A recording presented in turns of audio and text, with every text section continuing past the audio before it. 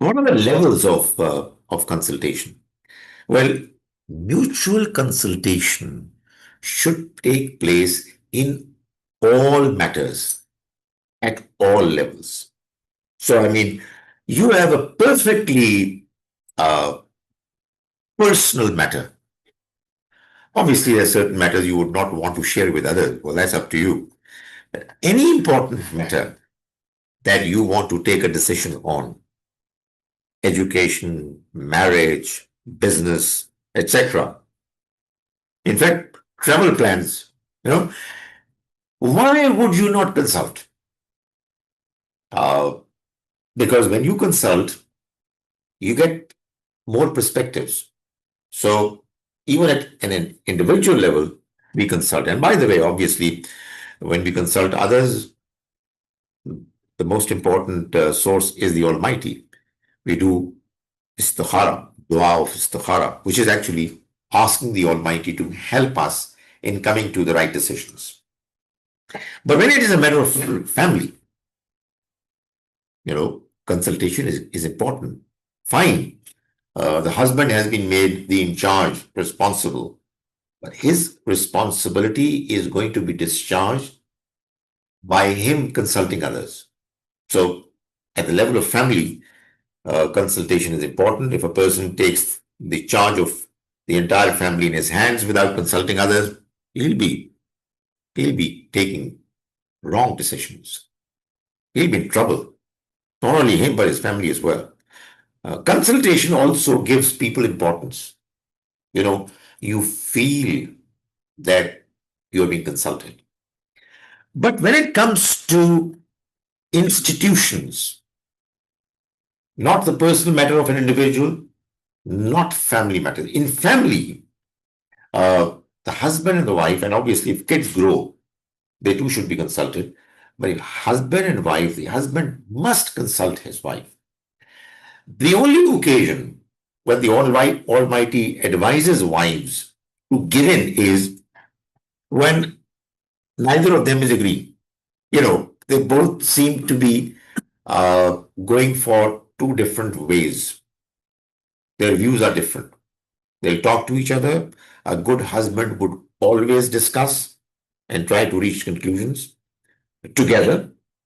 But if there is a dispute which continues to remain, then wives have been asked to give in. Although I'm telling you, we see from the model of good people of the Prophet ﷺ himself as well, that good husbands would normally give in to what wives are saying, unless they're firm that no, this is a matter where I'm sure about. So, but when it comes to collective matters, whether you have an institution, whether you have a country, any administrative unit will have certain principles and rules to follow. Obviously, when administration is taking place on a day-to-day basis, there has to be a boss, like is in the case of family. But wherever matters are to be decided, important decisions are to be taken, has to be consultation. And when consultation takes place, you have to come to a final conclusion. The best conclusion would be that they all agree. All participants agree. But what if they don't agree? In the case of family, I've already mentioned that the Almighty has given the right of veto to the husband. But in the case of other collective matters, it is always going to be the majority decision. A person is the boss.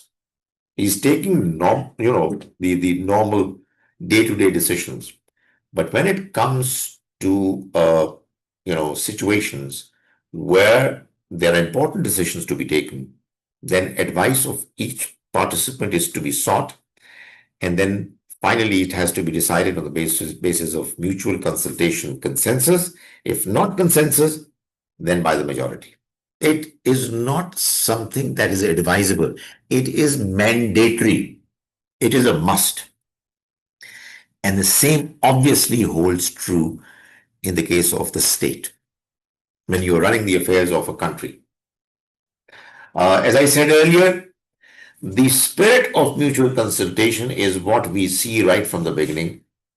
And we have a very clear verse which makes it binding on believers to take their decisions on the basis of mutual consultation. So how is it possible that this process would not be followed at the level of a nation, a country? Now, things change. Societies have evolved.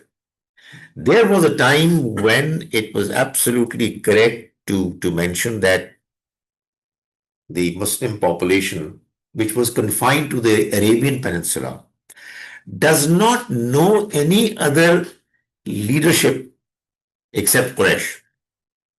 But then obviously the Muslims spread out all over the world. There was no more the supremacy of the leadership of Quraysh. Muslims did not come up with the alternative based on mutual consultation. Let's thank the Western society that they have come up with democracy. It's an idea. I'm not saying it's perfect. It has its flaws. Those flaws need to be removed. But democracy is based on the basic Islamic principle of mutual consultation. It will be naive, strange, I would say arrogant on our part to say, well, we'll not do it. We'll not follow it because it's not coming from Muslims. No. We should look for ideas from all over the world, wherever we can get good models to follow, provided they are in line with the Islamic principles. And the Islamic principle is mutual consultation. Democracy is one way of achieving mutual consultation. Obviously, the democratic setup has to improve. It should evolve, as indeed it is evolving everywhere.